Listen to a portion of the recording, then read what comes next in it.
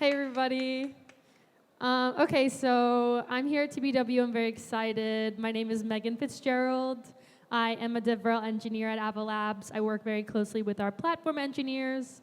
If you're familiar with the platform, you probably heard of Avalanche 9000, which was our latest upgrade. It kind of was a pretty significant upgrade as far as Avalanche upgrades go. We changed the network design so that we enabled the creation of sovereign layer 1 blockchains quite more easily than it was before, and we kind of gave a lot of power back to the chain creator and the economy creator there. I'm going to be introducing the general architecture of Avalanche, just in case anybody attending this is unfamiliar, because I did see the theme of TBW this year is on board, and I do believe that I have met more new engineers to this space this year than I have any other year in my career. So in case you don't know what Avalanche is a network of networks. It's basically a blockchain ecosystem where we have three main chains that called the primary network. They run most of the critical infrastructure necessary to facilitate communication cross-chain. One of those chains is our liquidity hub, the C chain. It's like a smart contract platform. I'll get to all that later. But we at Avalanche believe that the creation of chains is kind of the way forward. I'll get to that logic in a bit. But if you don't know us, network of networks. And the way that I like to present Avalanche is kind of the solution to the overpricing of computer resources that you see on very popular monolithic chains. So obviously Ethereum was a game changer for the blockchain ecosystem. The introduction of programmable smart contracts did change the way people used blockchains, changed the way people thought of blockchains at the time.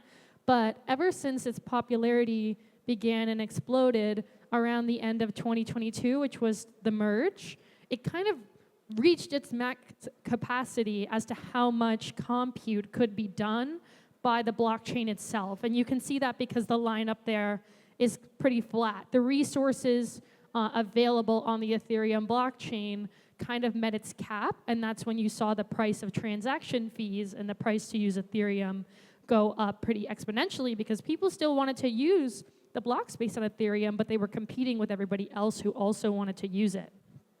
Avalanche's theory is that if you need the programmability of EVM or a certain virtual machine, but you don't want to share block space with another application and you don't want to compete for those resources and drive your price of your application up exponentially, you should make your own chain. And so since then, enough L1s have been launched on Avalanche to use the equivalent of 2 trillion gas per day as of last week. And very consistently, we were running at around 1 to 1.5 trillion across all the blockchains in our ecosystem, meaning that we had the processing power of more than 20 Ethereums. I can't go backwards. Oh, yes, I can.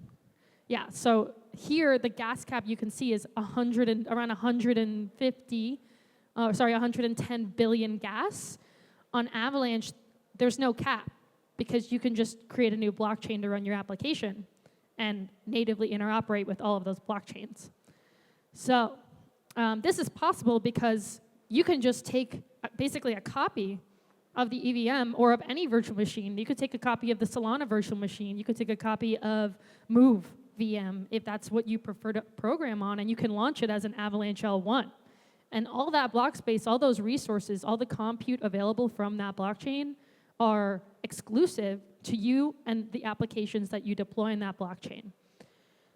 The C chain, obviously, is the backbone of all of this. It's an EVM-compatible chain. It was launched at the creation of Avalanche. It is where people build most of their apps up front on Avalanche. Super low transaction fees. They just got even lower with the latest upgrade as we set the minimum base fee from 25 nano of Vox to 1 nano of Vox. So now transactions are effectively cheaper. It's a higher speed, higher throughput, and shorter transaction confirmation time blockchain as well. Avalanche is named Avalanche because our consensus mechanism avalanches into agreements. And so you can see transaction confirmation times / finality times, meaning that the transaction is irreversible in less than 2 seconds, effectively. And then the C chain acts as a liquidity hub. It's where most of the DeFi activity is happening. It's where a lot of the NFT activity is happening. And it's just like the place that everyone kind of likes to play test their idea before they put it on their own chain. And it's obviously compatible with the full suite of EVM developer tooling.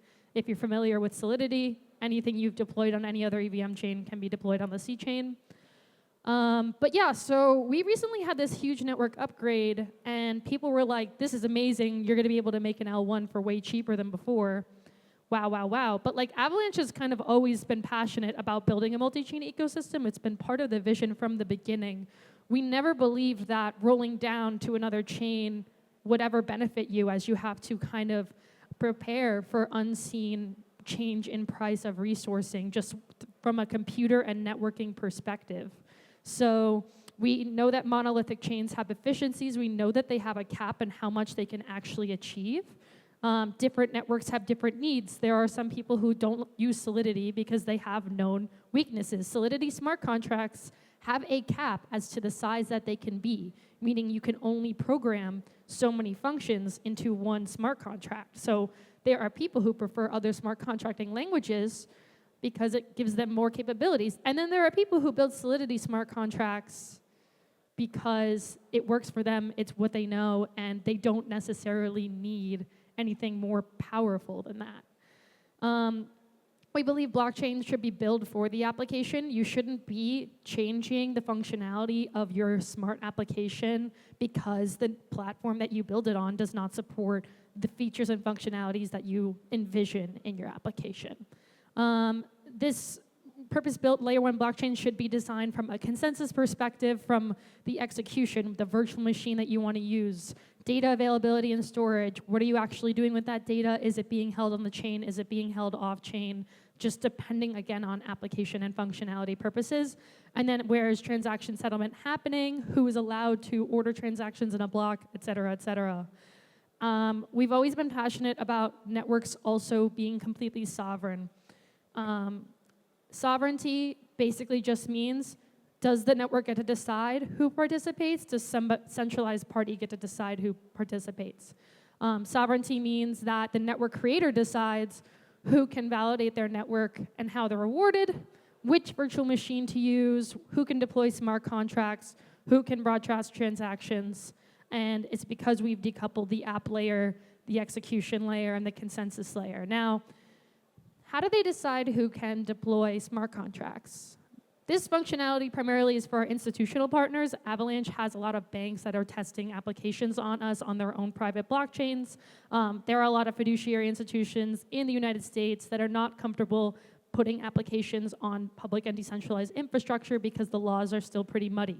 So we have provided the ability for them to alter the EVM so that they can manage lists of transaction addresses, of EVM addresses, that are allowed and are not allowed to actually interact on those chains. And that's what's enabled them to feel comfortable actually using this technology and discovering how powerful it is. Avalanche has always believed cross-chain actions should be seamless. Obviously, if anyone's ever tried to bridge anything across L1s before, let's say from Ethereum to Avalanche, you know how grueling that can be. You have to trust the bridge that you're using, that it's actually going to deliver the funds that you want to deliver across chain.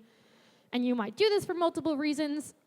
Even as a US citizen living in New York, I have to sometimes bridge funds cross-chain in order to on and off ramp because those chains are not supported by the application I use as my on-ramp, et cetera, et cetera. But like, if we designed L1s without thinking about how people would move value from certain chains to other chains, or how they would access services on the C chain, then they would just be, you know, walled gardens. It would be a pretty horrible user experience. But however, we haven't. Avalanche has native interchain messaging, meaning we have a protocol that uses the validators of each network to sign and send transactions to other networks, so other chains on our network. And because of this mechanism, you no longer have to trust the third party.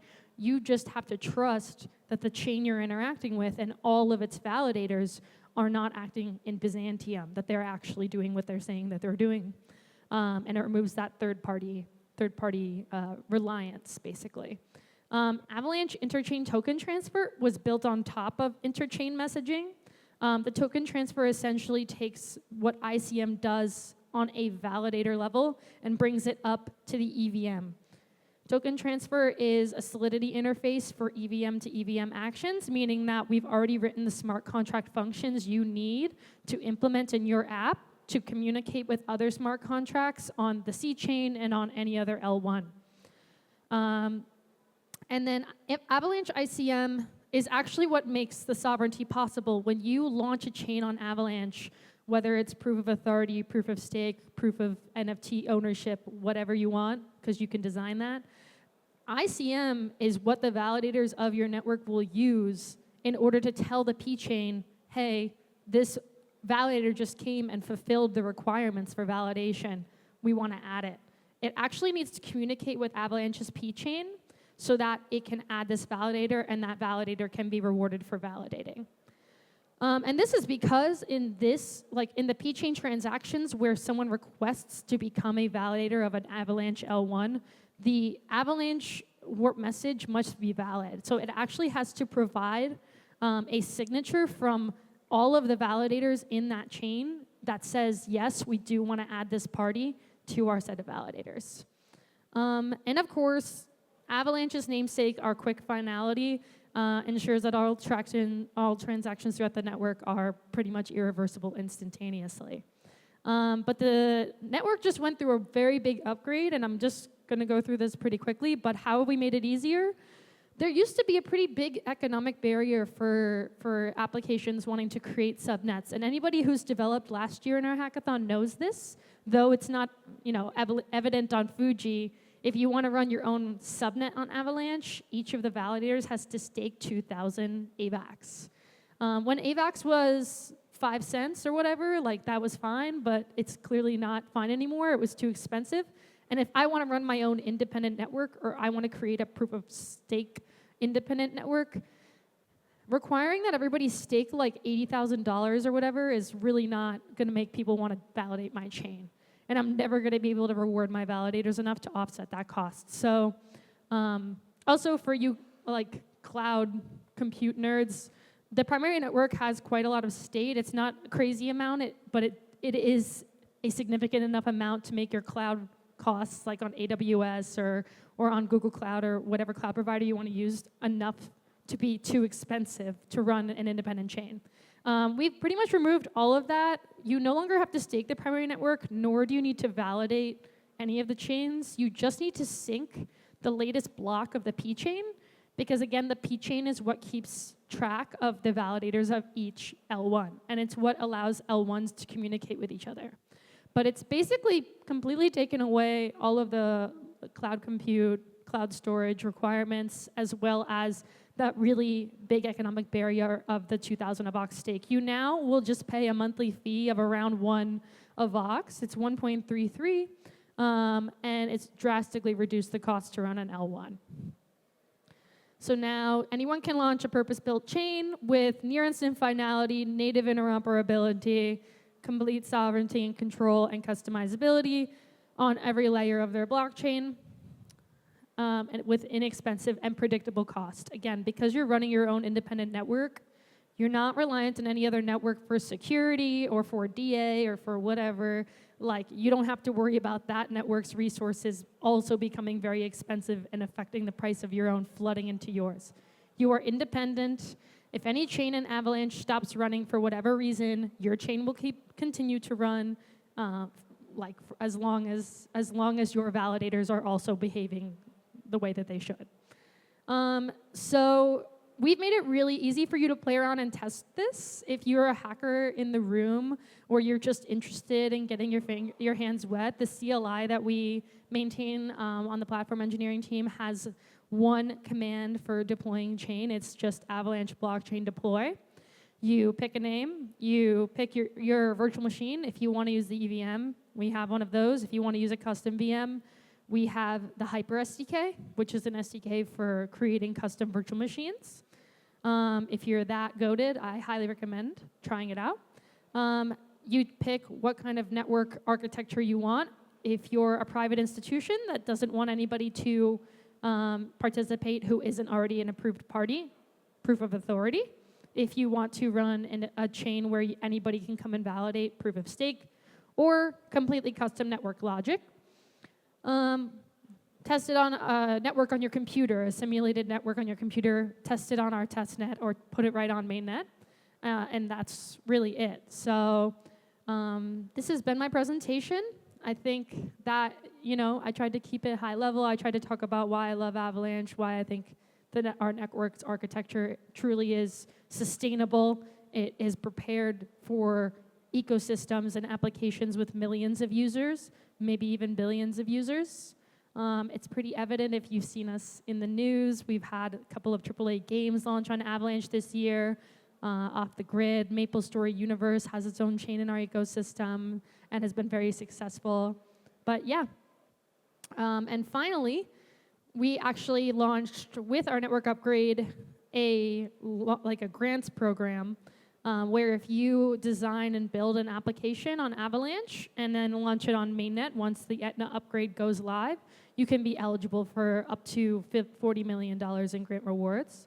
Obviously, that's a huge amount of money, and we just want to incentivize the community to build things, build utilities for network creation, but also build really cool, usable applications that drive more users to the network. So I highly recommend checking it out. Again, if you want to have this, all these links and this application, this QR code that I put on some of the slides has that for you. And if you have any questions, I'll be opening some Q&A now. But thank you. Hello, hello. Awesome. Thank you so much. Yeah. So yeah, we wanted to take some time and take some questions from the audience if there are any. So yeah, if anyone has a question, please raise your hand, and we can have an open discussion about it. Anyone? All right, no questions. All right, cool. Well, Meaghan, we actually have some more time, so if you're open to it, love to kind of chat with you and have some open discussions about your experience, if you're down for that. Yeah, I'm down for that. Okay, cool. Yeah.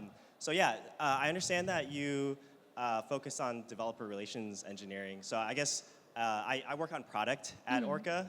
So I guess naturally some questions I have are, how do you, when you're working for developer relations, you're treating developers as a first-class citizen in terms of a user type, right? Yeah. So how do you guys know that you're building things that developers want? Is that something that you guys think about, and how do you solve that problem?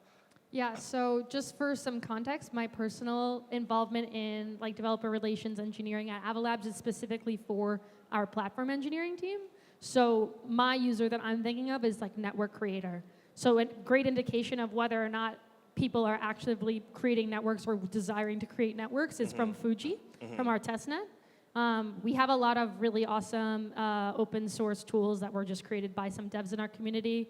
Shout out to Snowpeer, who they have actually given us a way to image some imagery. If I had my computer, I would show you, But they show us this kind of globe of every network that's been created, when it was created, and then how often it has activity on it, just in this dynamic dashboard.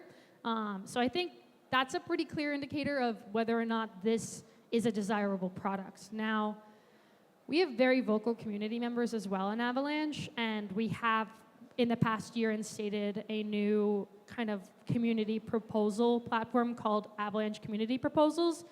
It's just a GitHub repo, but we have our engineers who want to make changes to Avalanche's protocol directly post the proposed change there. And then we really beg the community for feedback. They come, they talk in an open forum about why they think this change would benefit us versus not. So if we see no responses, we know it's not really desired. But because we're also consensus engineers, sometimes the changes we make are specifically to secure the network. And that can also be kind of tricky. I don't know if you've ever made anything or added any features to your product purely to enhance security. But it almost feels like most developers really don't care about security until it's too late. So in that instance, it's kind of is this something the community wants? Yeah. Or is this something that they not secretly, but actually need, and that we would not want them to go without? Yeah. I mean, it's interesting. I think it's definitely something that they need, but they don't care about it, like you said, until it's too late. Until it's too late. So I guess one thing that makes me think of is like we manage some private keys for our protocol, and we have to implement like a security key rotation system and like changing them out. And that's something that's hard to balance in terms of prioritization of like new product features, but you know that it's very important, right? So yeah, very interesting. If anyone in the audience has questions, please feel free to raise your hand. Cool. So I actually noticed from your work history too that you were previously at Ernst & Young, and then you were also at Bank of America before too. So can you kind of talk to us about the transition between going from like non-crypto and Web3 into Avalanche, and what are like some of the shocking differences between that? Yeah. So my personal work history was, I never imagined that I'd actually even be in this industry. I started out, I did Bank of America, like an internship there, but then I started out at EY, January 2021, and I was just a technology consultant. So first project I was put on was an anti-money laundering, BSA, AML, bank implementation. So basically every single bank in the States is required by the Fed to actively monitor all the transactions, all of their onboarded users, and then also document thoroughly their protocol for screening new applicants so that they can prove to the government of my country that they have done enough work to prevent anyone on a blacklist or any party not allowed to bank in the United States of America from actually being onboarded. They had done this the same exact way for 28 years. It had never changed. There was literally no creativity whatsoever in that process. And it just translated so clearly into something that could be written and automated by a smart contract, especially if they don't want to change the rules for that long, or they just simply want to add a rule. I went straight from that project onto a blockchain development project where it was my first exposure to Solidity smart contracting. It was right a year before the merge, so it was the end of 2021. Crypto was like popping off. The blockchain consulting practice at EY didn't have enough hands, and like we're just looking for anybody to help. And I think that through the lens of my previous project, it just made a lot of sense as to why blockchains, especially the fact that every transaction has every piece of information posted to the blockchain and cannot be undone or reversed, as to like how important this could be for actually transaction monitoring in the future. I'm surprised that no one's done like a discrete implementation of it yet, because even through building all of those documents and providing them to the government, say, hey, this bank that I work for is doing everything by the book and is not facilitating North Korea's like financial activities. They could say that this is how we do it and here is the history of what we've done, but nothing about that information actually made it provable. Like it was just trust us, bro. So that's what actually made me pretty passionate about blockchain when I learned about it. And then I spent one more year there and immediately jumped into Avalanche. Nice, that's cool. Yeah, so you've kind of seen both ends of that too. Yeah, we've actually seen like compliance become more and more of a serious thing. Like for example, we're also at Orca, we're like integrating, like literally we're integrating something that checks compliance to make sure you're not like inadvertently funding terrorism and stuff like that too. And the fact that you can actually do that and have on-chain ways to verify it is pretty cool for sure. Agreed. So, awesome. Cool. All right. Well, thank you so much, Meaghan, and thank you for your time. Yeah. Thanks, everybody. Yep. All right. Awesome. Thank you.